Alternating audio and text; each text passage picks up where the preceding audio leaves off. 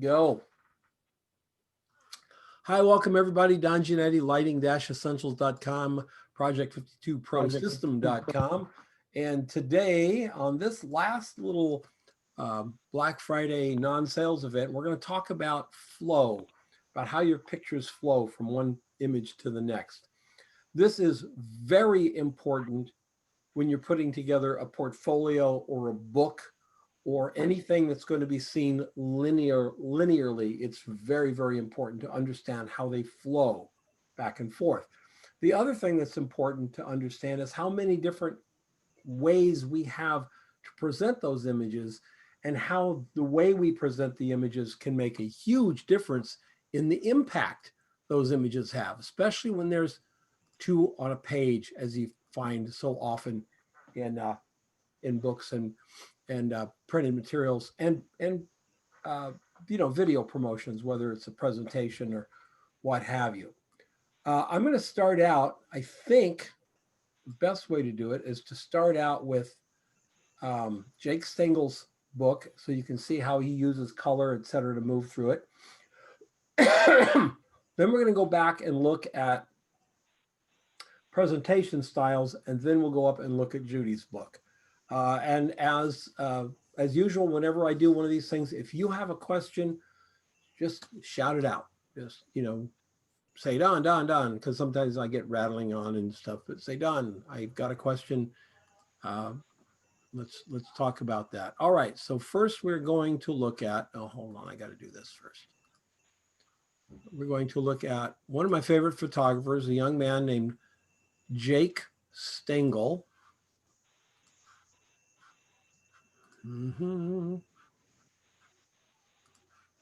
Let's see if this works. That's not working. All right, let's see if this works. That's not working. That's working. And that's working. There we go. All right, Jake Stengel. Now, one of the things that has happened within website design is a thing called mosaic, and that's where the pictures are all on a mosaic on the page. And when you, I'll bring my website up so you can see. When we talk about a mosaic, you probably know exactly what I'm talking about. And that is where the pictures are up like this, and you don't have any control over how they lay out, because if the screen is bigger, they move a little bit in relationship to each other. Now, you're going to see some websites have very small images on the front. I have found, talking to my art director friends and the people that I talk to about this stuff, they really like the big thumbnails because it's faster for them. So these thumbnails, as you can see, are pretty good size. And if I had this out about there, you don't really even have to click on them to see them. But if you do want to click on them, it's obviously, you can. It's at this point that you want to be able to kind of control the way the images go next to each other. So I have put these into order that I like. Notice the islands and lakes.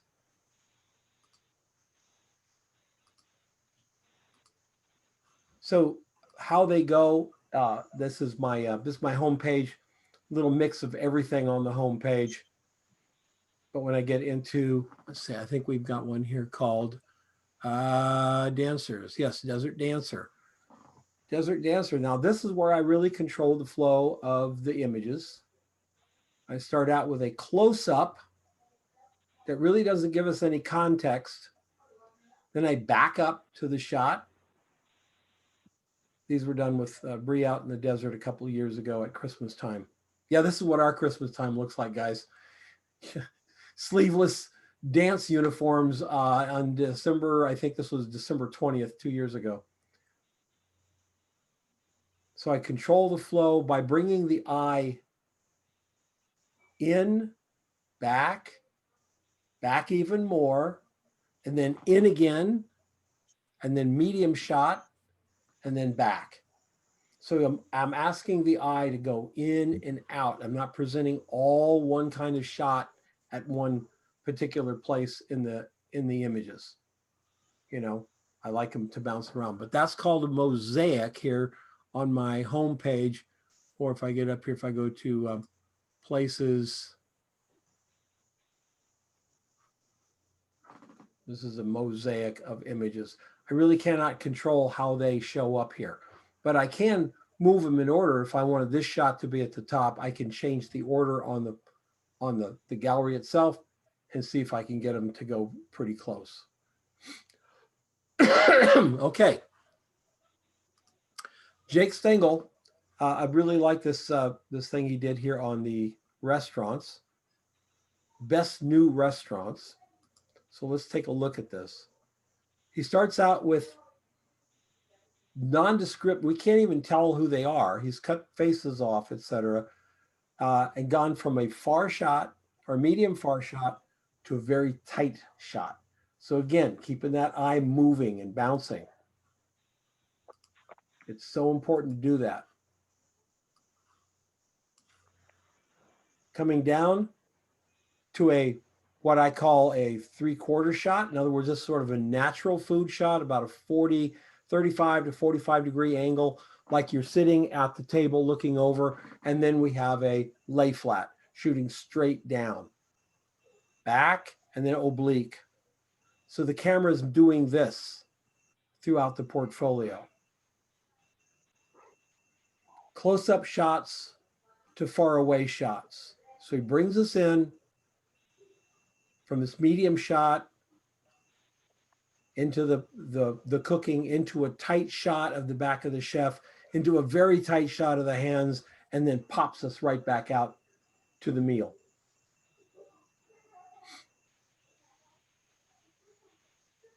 Notice the colors.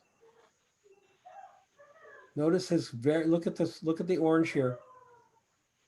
Look at the orange and the orange and the orange in the hands up here and the orange in the background here and the orange all the way through here and here and here. Do you see it? He's capturing that orange and pulling that color throughout the portfolio.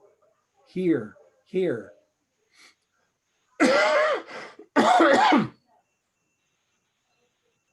In and out with the eyes. It's really, really fun. His name is Jake Stengel, and he's an editorial photographer.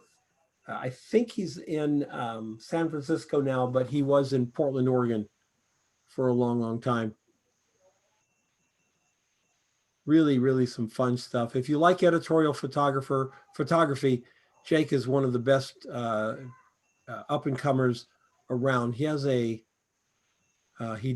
Deep Montana. I really, really love this one.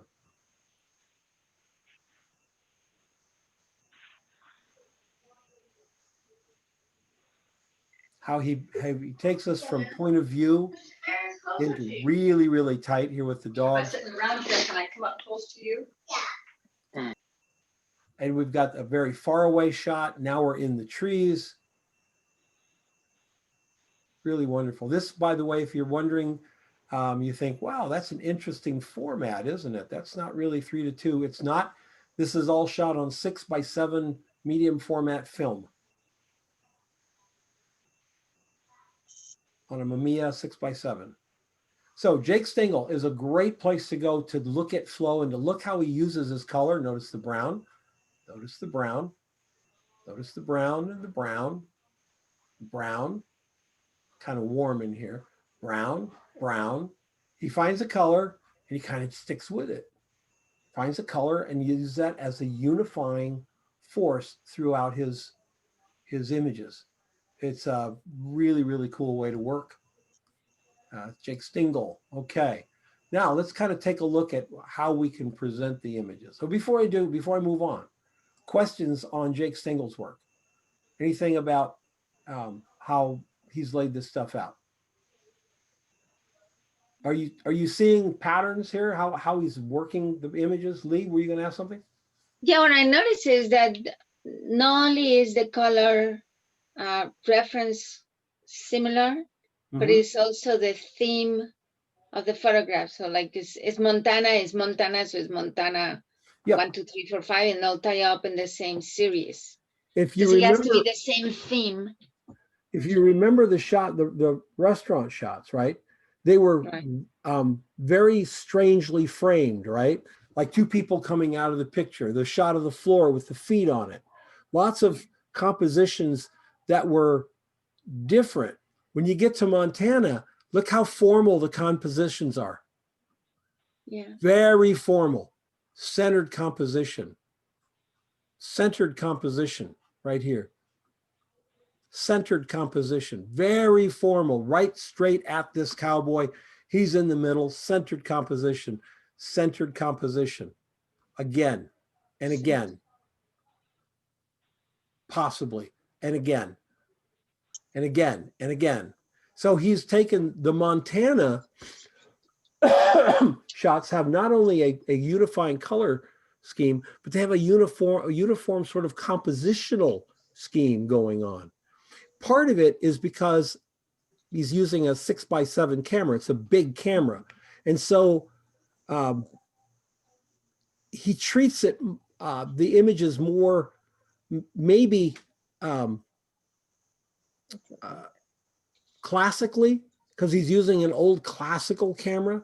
So he approaches it kind of classical, where if we go back to the restaurant stuff here, I don't think these are, Right.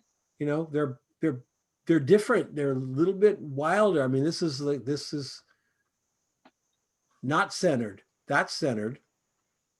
That's sort of centered. Not, yes, not, yes, not, yes. You see what I'm saying? Playing a And little notice bit. that he has one center and one in an angle. Another center, another in an angle. Yes. Or angled like this or angled like that. Now, if you want to achieve this filmic look, folks, I recommend the RNI filters for Lightroom and Capture One. They're RNI. They're called Real Nice Images, and they're filmic. They're film emulations, and as far as I can tell, their film emulations are really good.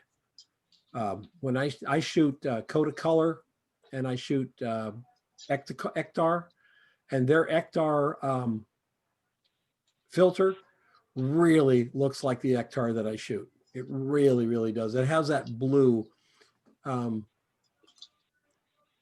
This color blue here in the sky.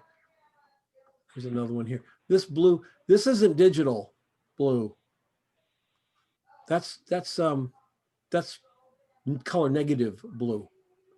Digital blue looks like Ektachrome or transparency film, and these light blues and these warm colors in here,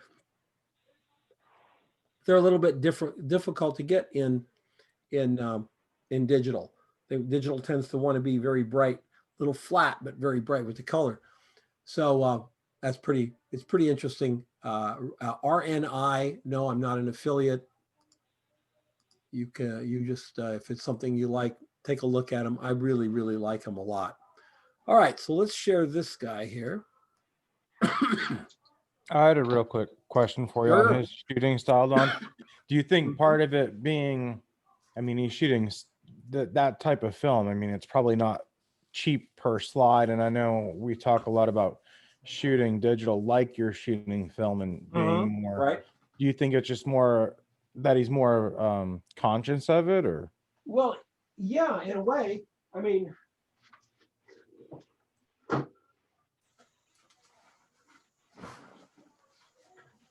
this is the camera. It's hard to go, bang, bang, bang with this thing. Yeah.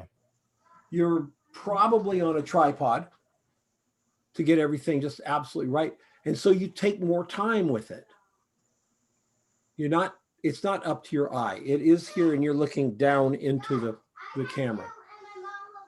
And focusing is like on rails, it's very hands-on. So it is a little more classical in approach.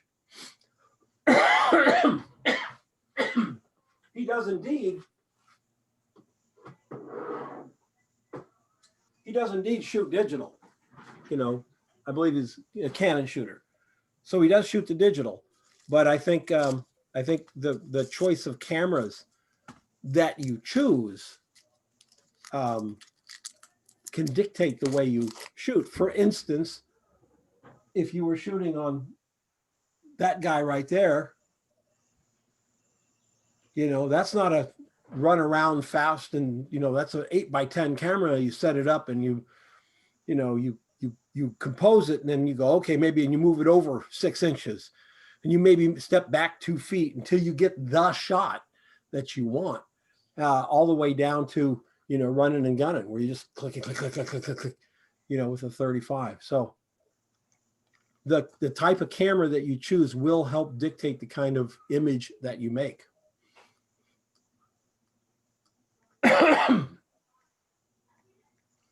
My granddaughter's here and they're making something in the kitchen and it smells like the entire house is on fire. So I guess Grandpa's going to be eating burnt cookies later.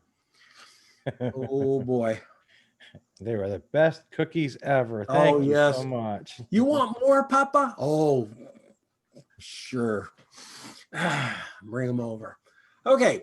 So when we're creating our portfolio or printed book or presentation, however, we want to be very conscious of certain things.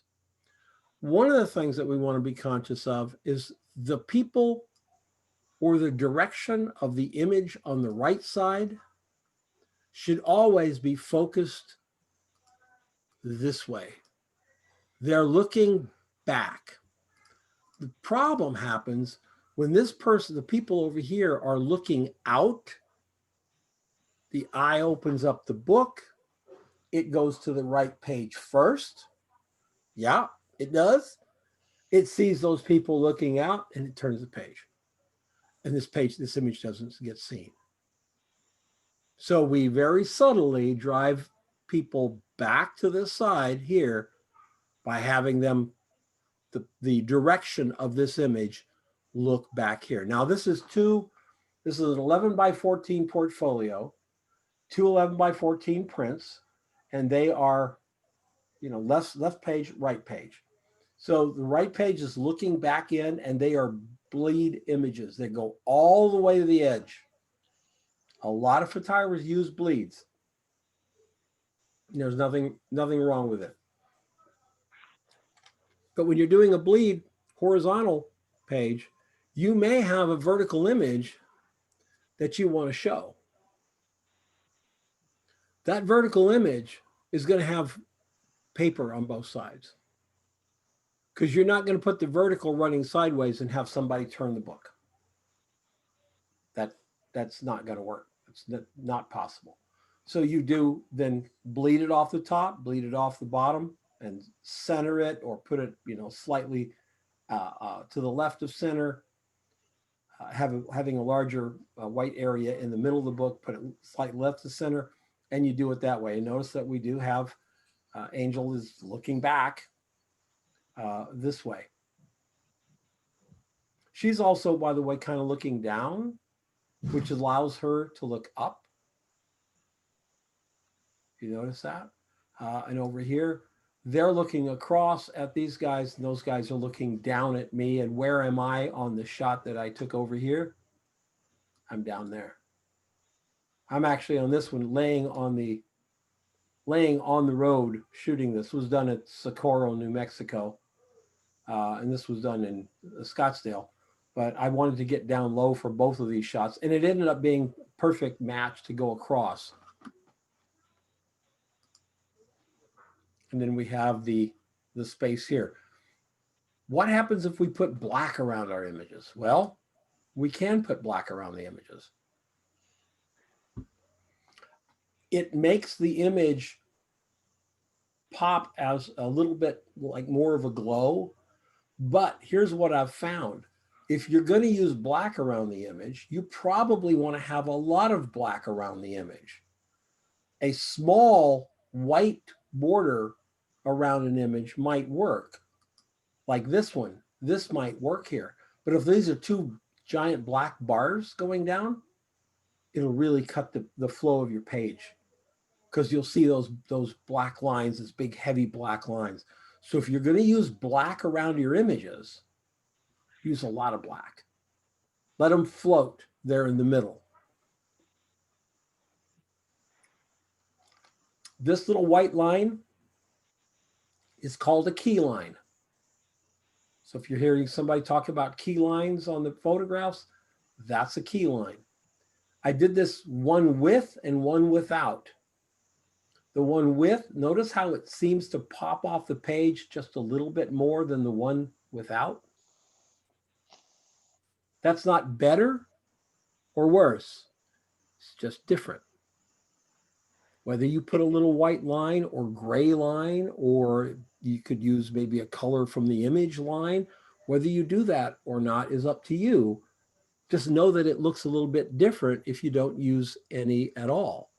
Hey, Don, is there a rule of thumb on how wide that key line has to be? Keep it. Well, the rule of thumb would be to keep it pretty small, you know, 2 to maybe 4 pixels. So it's really, really thin. But for every rule of thumb, you know, there's going to be somebody out there doing 40 pixels, right? Big, thick white line. And maybe that would look good with some images, you know, but I would say, you know, if you want to be safe, go with something very thin. 2 pixels, 4 pixels. 4 pixels is probably as deep as I would go. But if you wanted to, you know, try it, maybe try something that's, you know, 40 pixels or 60 pixels and see what it looks like. You may like it. You may go, oh, that ain't working, and pull it down. I always wanted to guide you away from doing what everybody else does just because it's what everybody else does. If you like the little thin line, great. If you like a thicker line, do that. So work with it the way you want. We're going to put a black border on the left side with a key line, and then we're going to put a bleed on the right side.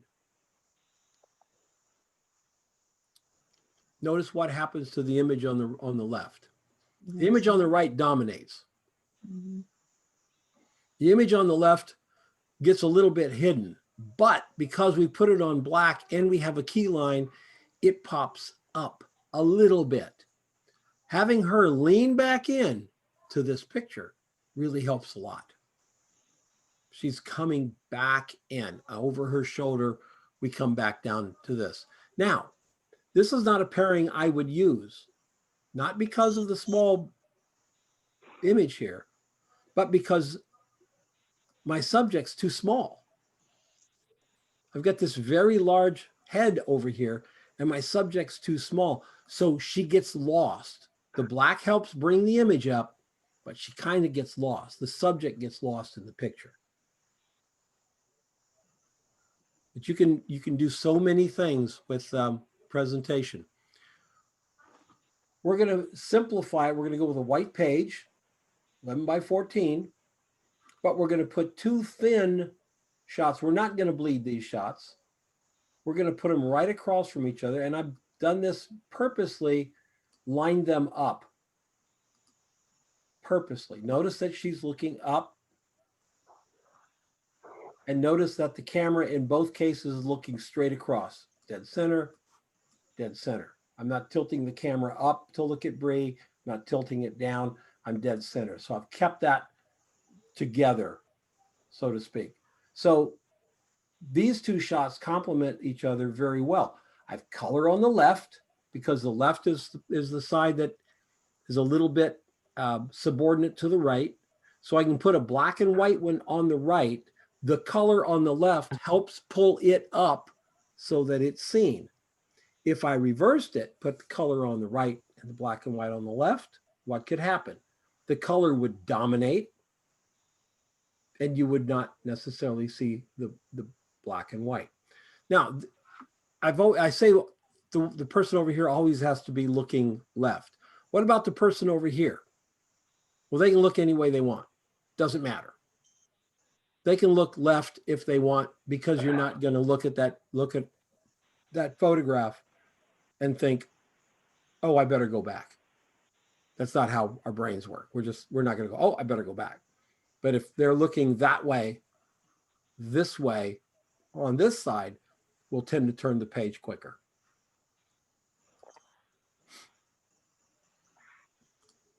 Black and white with keyline, black and white without keyline. Notice how the black and white with the keyline pops it off the page just a little bit. I would use a keyline for this type of image. This is sandstone up at Vermilion Cliffs. This is a wave in Oregon.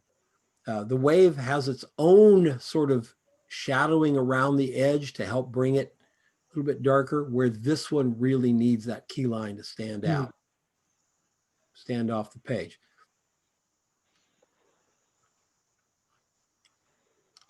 And I love black and white, by the way. If you're going to do single bleed images, be really careful where you put the gutter.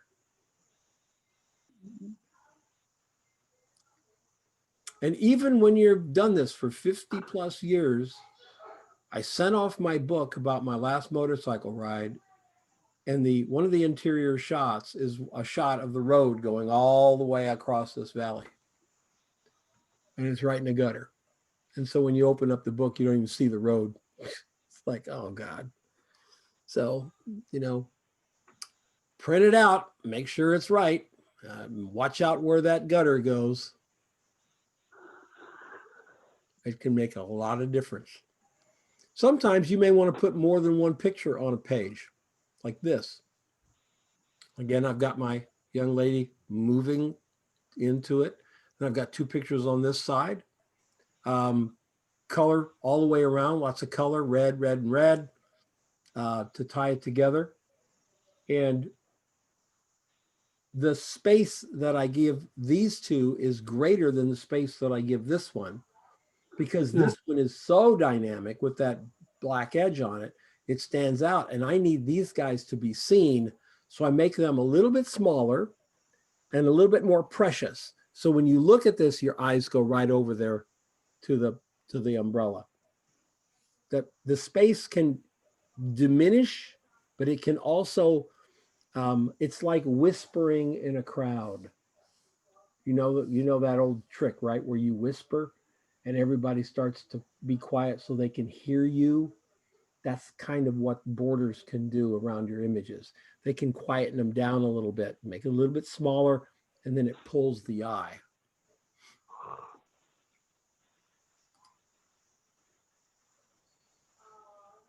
Two headshots, one with a key line around it. The reason I use the key line, see how bright the background is?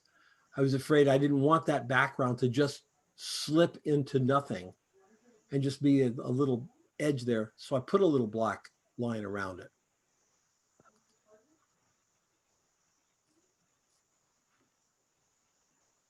And because of that black line around the face, both of these images are just as powerful as each other. Neither one feels dominant over the other one. Here's a couple of still lifes, some tea bags and an old tool. The old tool is an old Pola pan. So by putting all that space around it, I kind of made it more special, a little more precious, a little more isolated than the tea bags. Didn't have to put a black line around it because it already has a natural black line around the print from the negative contact print. But I also made sure that basically my subjects are pretty close in this image. Pretty close to the size. Here's pretty much where the eye goes here. Here's pretty much where the eye goes there. And that's part of laying out your portfolio, being aware of that subject size. If you remember, one of the things that didn't work here was my subject is just way too small. I mean, it's the size of her lips, basically. It doesn't really work that well. And then the last one is we're going to put a big old picture on the left, and we're going to put a picture on the right that has some space around it. So we've got Bree in the trees and Carla on the beach here. Carla's looking back, as she should be. But Bree is in white with all these muted greens around here. And now we have this bright red, blue colors. If this was full size, it would dominate over Bree. It would dominate because of the color. And she would be so much. You notice that Bree is that big and pretty close to the same size as that. But she would be this big if I blew it all the way up. So not only would she be larger than Bree, she'd be in red. And so you little things like that. Now, it's a lot to think about when you're putting your pictures together. It's a lot to think about. You can make two mistakes. You can make a mistake of not caring and not thinking it through. And you can make the mistake of overthinking it. It's like, oh, I got to do this and I got to do that. Try everything. Something will work. If you have a very dynamic photograph like this one, she's smiling, it's a cute girl on the beach, tilted horizon, so it's very dynamic, all that kind of stuff. This is a pretty powerful picture. What you put next to it is going to matter. This picture, on the other hand, is kind of muted, soft picture. What I put next to it maybe not matters. What matters is the size of what I put next to it. This picture can go next to more pictures than this one can. How do you do it? Well, the best way I know of is to run over to Walmart, Sam's Club. I don't know if Target does it or not, but somewhere where they make 4x6 prints. And you take your thumb drive over with all the images that you're considering for your portfolio, and you have 4x6 prints made. You come home. On the floor, you put down a sheet, you can put down a piece of foam core or something, and you start putting those pictures out on that foam core. Believe me, the order will start to appear to you. You'll start to see how that picture can go with that picture can go with that picture. But the key is, just like this little mosaic of our faces over here, I'll stop the share for a second. Just like this mosaic, you can see all of them at one time. What you can't do is sit on the computer and go back and forth, scrolling back to that picture and then scrolling forward to this picture and then scrolling back to, that's like that game, used to be a game show, you know, that you could remember what's Magic Square or something. You can't remember, folks. You can't. You want to see them all in your eye at one time. Then things will start to flow together. Those cheap prints up here at Sam's Club, I think they're 8 cents a piece. So I can get 100 prints for $8. Those prints on a little roll of tape, and you start making your pairs. And you make your pairs. Hey, Don, can you do something like a contact sheet? Yeah. Off the computer? Yeah, you sure can. You can do a contact sheet too. You know, the larger sizes, you can get 1, 2, 3, 4, you can get 8 on a page and then cut them out and then lay them out to get them to start moving around. You know what you're going to find? You're going to find some shots that you have that just don't go with anything. They're just, you know, when you see them in the group, they're going to stand out. You're also going to find some shots that you have that you didn't think were all that good, but really stand out when you see them in the group. And you're going to find some shots that you thought were awesome that maybe aren't so awesome when you see them in the group. When you're going from one to another, you see you're bringing too much baggage from each to the next. So that's a great way to do it. Then if you can, when you've laid out your portfolio, if you can live with it. And now for this, I'm not talking the web, because the web we're going to be changing all the time. I'm talking about that portfolio that you're going to print. You're going to spend some dollars on getting it print. Live with it for about a week. Tape them together, tack them up, and put them on an easel or something where you can see it. Because by Thursday, you're going to have changed it around. I can guarantee you. I can guarantee you that something that ended up over on the side, which was where the no picks, is going to end up back in the portfolio, and something that you thought was really great is going to come off because you're now living with it. You're seeing it every day. And your mind start making connections back and forth to those images. You're going to change it up. I had a couple questions for you, Don.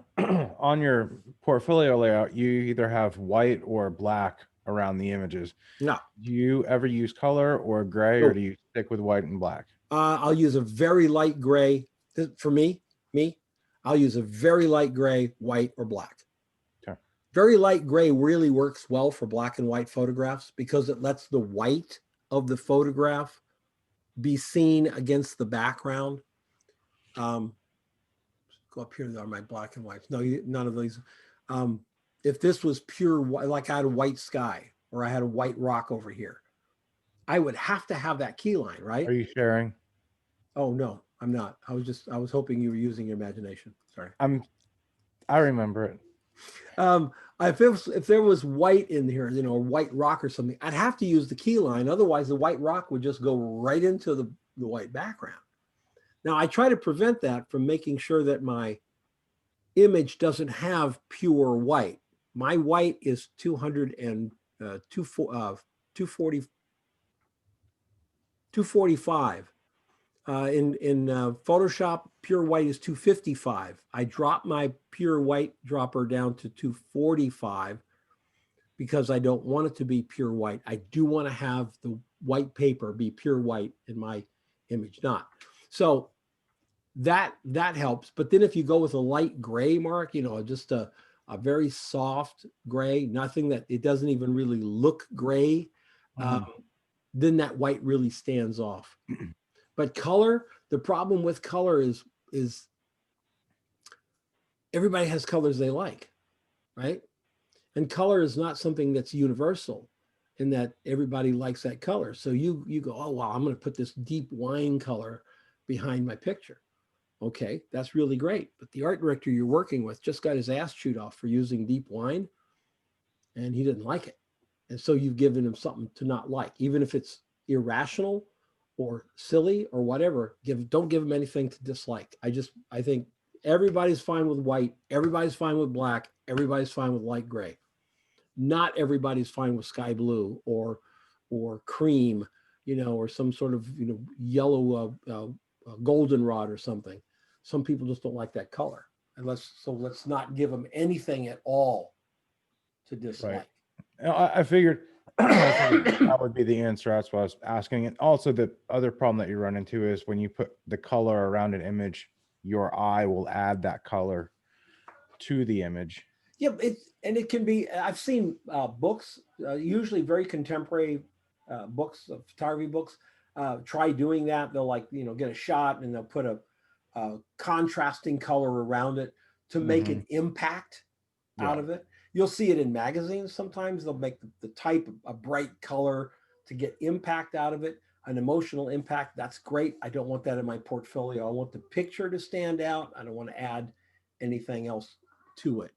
The paper is just the palette for the image to sit upon. Any other questions? Okay. How would you do this, Don, for a product photography or product portfolio?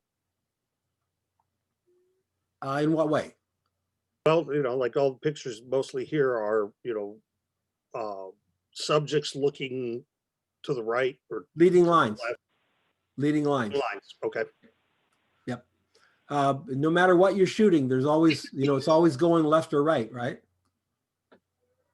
It's always going left to right. So you just have to make sure. I'm going to go over to Judy's page and go to her book here.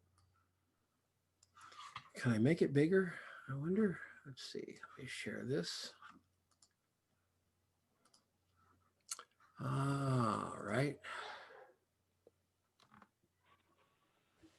Full screen. Okay. Apparently, if I go full screen, how's that going? Oh, never mind. Oh, it didn't like full screen. We won't do that again. What the heck happened there? All right. Judy's portfolio. So this is the first portfolio that she did. I laid this out. The way I laid it out was to subtly take us through a meal. So I started with ingredients, then we go to the salads, the pre-meal, then the meal, then the desserts and the dessert stuff. So we take them through a meal. This is her portfolio. So we start out with like ingredients and breads. None of her pictures are the same size. That's just the way Judy shoots. She shoots and crops to where she wants that image to look. And so me as a designer has to work around that. And the peppers, notice the pepper leading over to this one, and notice this one, while it doesn't lead back necessarily, it doesn't lead out either. Same with this one.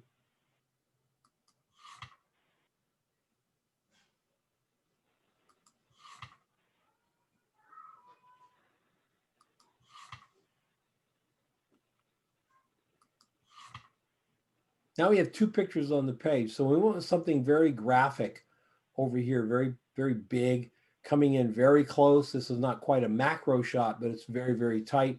And we use two medium shots over here to balance out that macro. I wanted both those shots in there, but I didn't want to continue to have an issue with one or more of these shots having to have its own page, and then we would have nothing next to go next to it. So the drinks.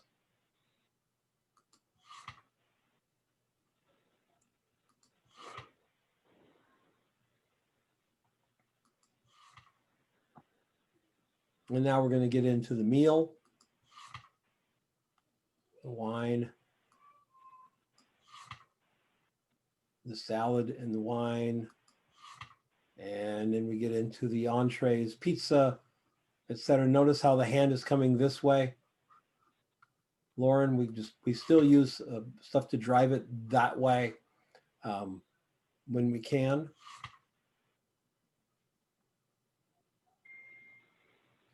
And if nothing else, the images can be neutral.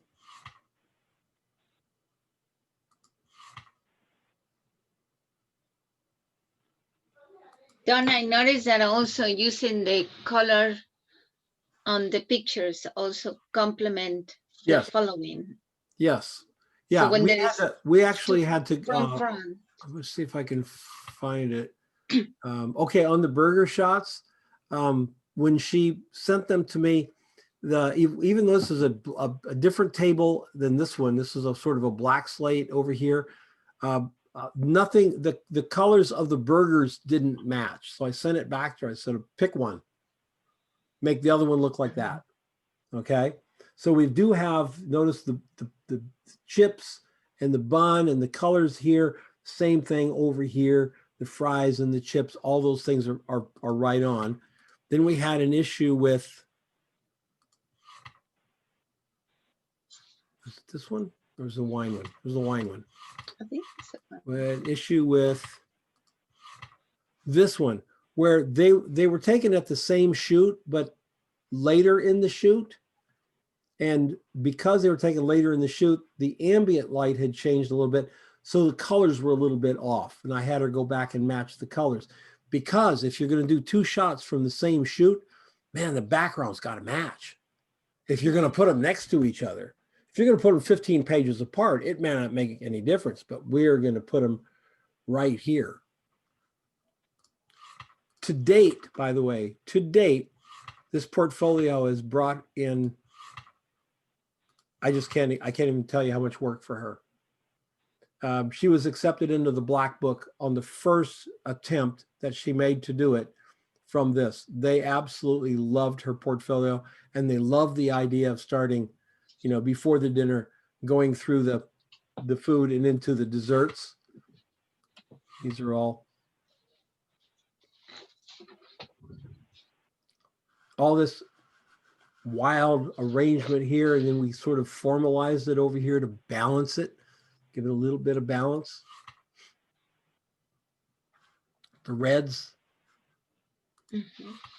This is the little things that Judy does. The reflection of the salad in the wine glasses, stuff like that. It's just so clever. She's such a good photographer.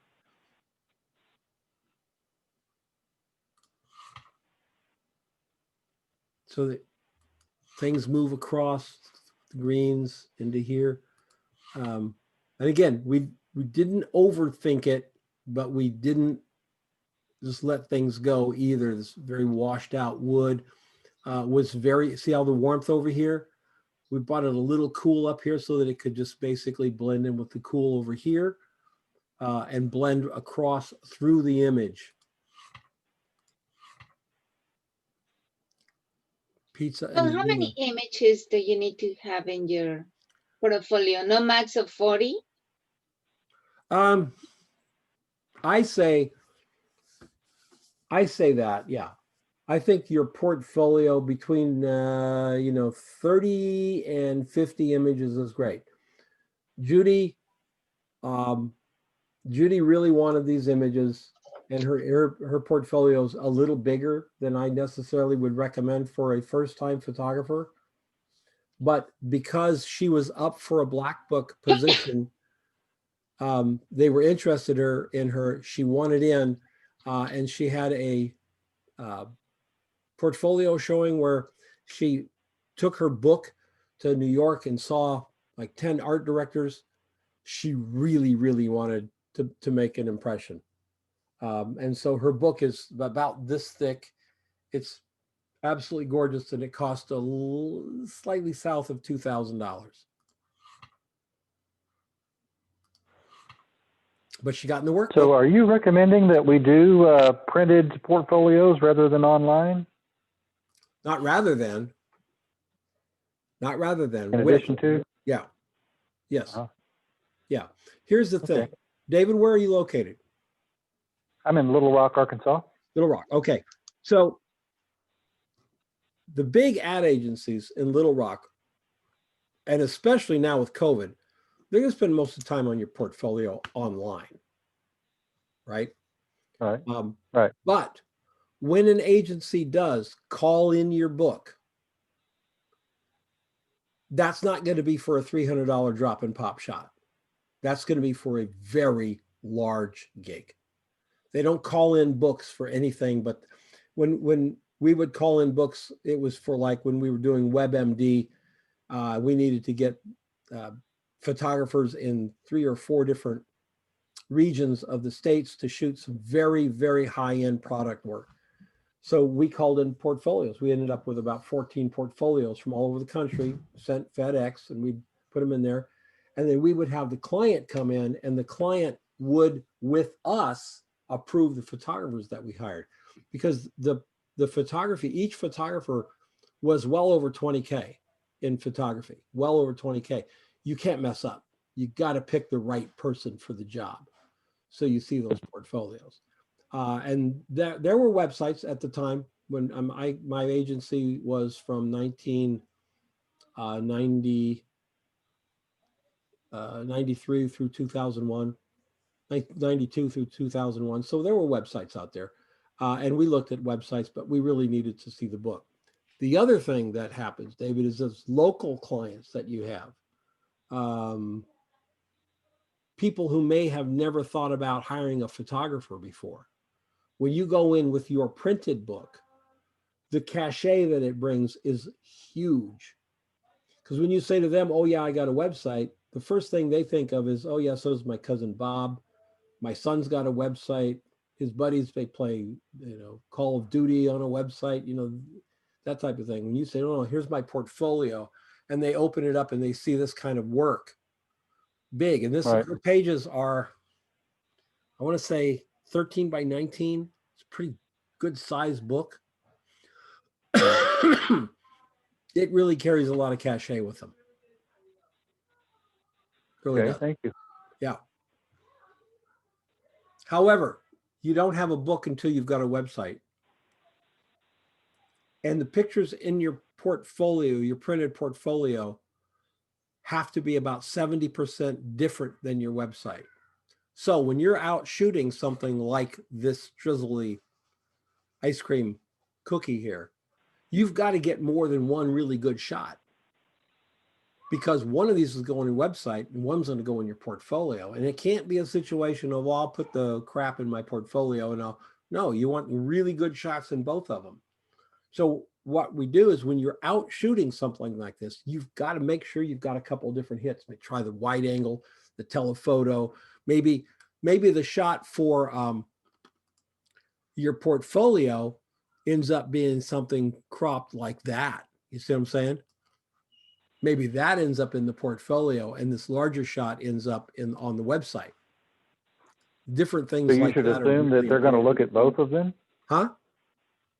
So you should assume that they're going to look at both of them, Yes, perhaps? because the agency or the designer who calls in your book has already seen your website.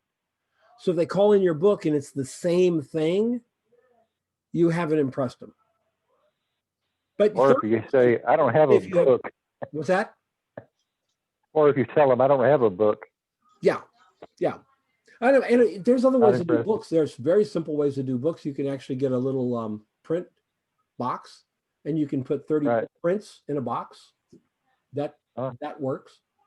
Just put them in order, so you take them out. And when I did that, I got really nicely received. They came out in order, David. They never went back in order. So, Right. and I would include 2 sets of cheap white cotton gloves, and they dutifully, everybody would put them on and then handle the prints. They kept the prints Really? in decent condition, and then spread them all out across the boardroom table. I probably, when I was doing that for the 2 years I did the box with the prints, I probably got more work per portfolio showing than when I did a regular traditional book. But in 2000, well, about 1999, we had all these consultants out there going, books are dead. Don't do books, just do websites. And they were idiots. They were wrong. They were absolutely dead wrong, because the agencies were not calling in books. They were still looking at books. I mean, Judy spent $2,000 on this book. You don't do that if they're dead. You just don't do that. Workbook, no, not the workbook. Her agent, Found Artist is her agent. Her agent they won't take you if they don't have a book. Because one of their marketing ploys is to put together a, well, it was before COVID anyway, to put together like a convention, like they'll host a no host bar, and they'll have sushi, and they'll invite all the art directors from Minneapolis to come to this ballroom, meet each other. There's music, and then they have the books everywhere. And they've been super successful doing this, been really successful doing it. Now, of course, they can't do it now, but they'll be back in a year doing it, 2 years at the max, hopefully, back doing it. And so those books become really, really important. How Helpful. far Thank you. how far along are you, David, as far as your work? Because when he's talking about the type of book that Judy's doing, that's almost $2,000. You're not going to need that for a while. No. I mean, you can go to Blurb and get a book for $20. Well, not Don't 20. Right. I wouldn't see me investing that much. No. I'm 60 years old. I'm pretty far along, and I've got a big collection, but I've never done a book per se. No, you would do it. You would do it like Mark said. You would do it through Blurb, probably. Blurb would be good. You could use Artifact Uprising. You might spend as much as 60, for the book, but no more than that. And at $60, you could do a new book every year. You know what I'm saying? Right. For her to change this book out, each page is individual, and it's screw post binding, so she can take it apart and take a picture out. But her prints are done on watercolor paper, and they're back to back. So if she pulls one out, she's actually pulling 2 out. So she'd Right. have to have that sheet reprinted by the printer who does her printing for her in Palo Alto. So she'd have to have that whole sheet reprinted, the new picture on one side, the other picture on the other side. Where you can do this, a lot of photographers do it themselves. You can get really good paper and print it yourself, for that matter, if you've got a good printer. And frankly, these days, I don't know if you can buy a bad printer anymore. Can you? No. And also too, David, the $2,000, the type of jobs that she's booking with this stuff, $2,000 is coming out of a portion of one job. Yeah. I mean, Right, she's paying right. for That's that. probably out of my reach. Yeah. Yeah, and it may be right now, but you don't know what'll happen in 10 years, right? You don't? Yeah, how old are you? You said you're 60? Yes. Yeah. I'm 71. I'll be 72. I got 10 good years in me. You absolutely do. You absolutely do. He's absolutely a baby. Yeah. I'm a baby. You kids come on here with your radical ideas. So Well, you know, yeah, I'm surprised. I think any starting out photographer who would spend that kind of money, if they, especially if they don't have it. In Judy's case, when she came to me, she was shooting for Uber Eats. And we took her from Uber Eats to shooting for Nabisco in about 6 months. Isn't Judy right around the same age? Isn't she? Judy's mid, I want to say 55, 56. Yeah, she's not far off from David. She's an older. Oh, that's true, David. She's like 56. He's a spring chicken. Yep. And she is a work in progress. I mean to tell you, this woman is, I said, we need to get some, I can't remember what it was. We need to get some, the Chinese food shots. So I said, you got to really concentrate on these Chinese food shots. And I think the next week she calls me, she goes, okay, I think I've got some stuff. I said, okay, how many shots did you do? She got 40. You did 40 shots? Yeah. But that's why she went from shooting Uber Eats last October to shooting for Nabisco, Pillsbury, and major brands this October. You'll get out of it what you put into it, folks. And the other thing, David, is just fun. Fun to shoot. If you love to shoot, yeah. Just shoot. Yep. Well, I'm here. Now, question. Yeah. What size book is the rule of thumb? Like, okay, not huge, no little, but a nice size that looks very professional. 8 by 10's a little small for me. 11 by 14 feels really good to me. It's a nice size. It's visible. You can pick it up. Whenever those ones that you saw that I laid out, those were laid out to 11 by 14 dimensions. It's also something that you can get. You can get an 11 by 14 book. I got this. This is it's a lost luggage portfolio, and it's screw bound. So I can get my own paper from Moab, print it, hole punch it, because the paper already has the scoring in it. You can get the 11 by 14 with the scoring. Hole punch it, and I can print my own portfolio, both sides, and put it in here. And then if I want to change it out, I can unscrew it and change it out. And I can put about 20 pages in here with 40 pictures easily. After that, it gets a little unwieldy. But see, that's a nice size. 8 by 10 is a little small. 16 by 20 is a little big. You're really getting into a large size. However, Kirk Tuck, his portfolio was a 16 by 20 box with 24 16 by 20 prints inside it. And it, it's a nice size. And he definitely turned some heads with that portfolio. Now, when you send your portfolio to agencies, do they return the portfolio, or is it automatic and say, okay, you keep it? It's Oh, no. If they call it in, generally they'll pay for one way of the FedEx.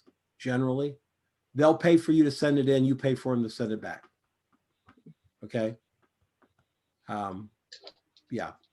No, they're not going to keep it because they sign for it. That's why you sign. That's why you send it FedEx or some sort of way. They sign for it. When they sign for it, they're liable for it. So if they lose it, they're going to pay you back the value of it. Right. All that's considered, all that's part of the fine print of your contract, and you do everything under contract. I've heard photographers say to me, well, Don, contracts are so scary. I mean, I'll scare my client away. Well, the guy that drops off the Mr. Coffee crap for the coffee room has a contract. The people who bring the bottled water have a contract. Their phones have a everybody has a contract. Why should we not have a contract? I just want to know if I send you my portfolio, I'm going to get it back because it's an investment. So the other thing, the only one of these that is printed is the top one. These are not printed. These down here, these are just put up on this particular format type of flip through them. But she's done them as a presentation. I will tell you this: a lot of people still love to flip pages. They still love to flip those pages and see the pictures in order. On a website, they love the mosaics. The art directors love the mosaics because they can go right down and see those big thumbnails and click on the ones they like, but they still get to see your work. If you're doing a mosaic where they're really small, I wouldn't do that. I really would not do that. If you force them to click, you're forcing them to do something. Don't force them to do anything. Just look at the pictures. If they want to click, great. So make your thumbnails as big as possible. What is that she's got that you put that together in? Is that a WordPress plugin or? No, this is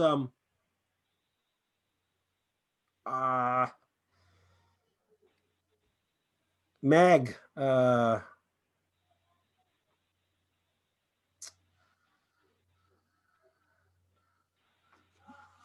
Darn it. Something Mag.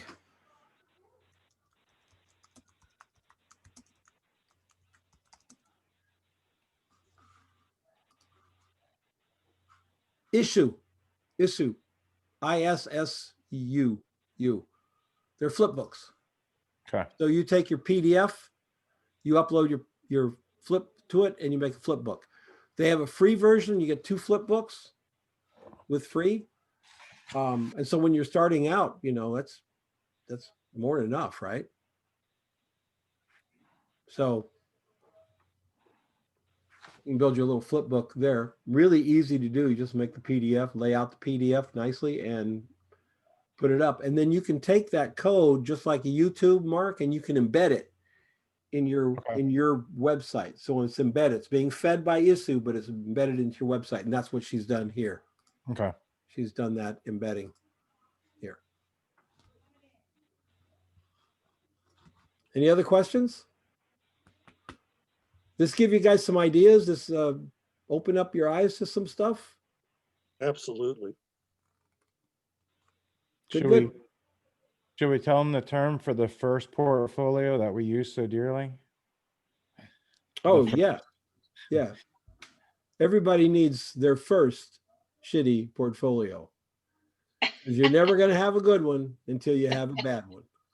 So, and that's what makes Blurb so wonderful, because your first crappy portfolio can come from Blurb for $43. You're going to hold the thing about it. When you get your portfolio, yours, your name, your pictures, and it's an 11 by 14 book or a whatever Blurbs is, 12 by 12 square, and you take it out of the box and you hold it and you open it up and you see your pictures in it, trust me, it's a feeling you'll never forget. Your first portfolio is something you'll never forget. Knowing that 2 months later, you'll be going, oh God, I don't want anybody to see this. And you'll be wanting to put, but there's a magic about having that. It just feels great. Your second portfolio will be far better than your first portfolio because you're going to work out all the kinks in your first one. And you're going to see where things maybe didn't belong and what have you. But yeah, it's a tremendous feeling. It makes you feel like a pro. And you know, anything that can boost our self-confidence is welcome. All right, any questions? Anything you would like to know, please let me know right now. Well, all right. I really, really hope you got something out of this and you take something from the workshop today. And those of you who've been here for every workshop, like Tricia and David and some of the people have been here every time. Just love having you here. Aaron's been here every time today. Where are you, Aaron? What the heck are you doing, buddy? Doing our after dinner walks. We're out walking around. So I'm listening in. I had to tune out on this last one. It was a little noisy. So, but I've been listening. At least there's one here. Great. So. Enjoy your walk, my friend. All right. Good information. I'm definitely following along, and I'm really interested in the 52 project. So I can check into that and see what I can do, and send you some stuff too. So yeah, cool. and any of you who are interested in it, if you know, if you send me an email or tell me to call you, I'll call you up. I mean, I don't have a problem taking a phone call. Yeah, we'll talk. I learned just from what I found from the last meeting, the students that you've had, I mean, everybody seems really open, honest, and willing to learn. And, you know, it seemed like a good group that meshed well and stuck with it. So they're the best. They're the best. For some reason, I seem to bring in the best people from a people standpoint. They're just good people. Every year we try to get together and do a road trip. So we all pile into a van. Well, obviously this year it didn't happen, but we go up to Zion and Bryce in the snow, which is a terrific opportunity to shoot. And nobody ever gets upset with anybody. It's just a great, great group. I'm hoping to make it back down to the Southwest. I've been out there once. I did a cross-country trip out to California for a buddy that was in the Navy. I helped him drive out there. So you got to. It was beautiful. This is the time of year, Aaron. Right now is the time of year that we in Phoenix forget why we hated it so much in August. Oh, those skies are beautiful out there. I mean, the sunsets and just like go on forever. And they are. And you know, it's when you go outside at 6 in the morning and it's 107 already, and you know it's just going to get hotter, and you think, why in God's name do I live here? And then we get down to late November, and when it's like 70 outside, we're going, oh, this is nice. I don't know why I was upset in August. I can't remember. Hey, at least you're not covered in sweat out there. So you get out here and it's just like, man, walk outside and you're like, I'm not doing anything. I broke a sweat. Where are you? North Carolina, Charlotte, North Carolina. So August is our brutal time. So, but it's not too bad right now. It's 70 today, and they're calling for snow next week. So, you know, that's how it goes. It's you got to dress in layers. This time of year, it's crazy. We went from we had a high of 54 just like 4 days ago, and today it was 77. So up and down, up, and that's what causes my allergies, and then I cough for like 2 weeks. So, all right, everybody. I hope you feel better. Thank you, man. I feel fine. Just a cough. Everybody have a great weekend. I hope you had a great Thanksgiving. I hope you enjoyed what we did today. And if you're still interested in the mouse, let me know. It's $1,000,004. I'm even going to throw in batteries. That's the Black Friday special. Batteries included. Included. Right, that's right. Everybody have a great one. We'll see you next time. Bye, Don. Thank you, Don. Bye, Trish. Bye, Mark. Bye. Bye, Aaron. Yeah. Bye, Lauren. Bye.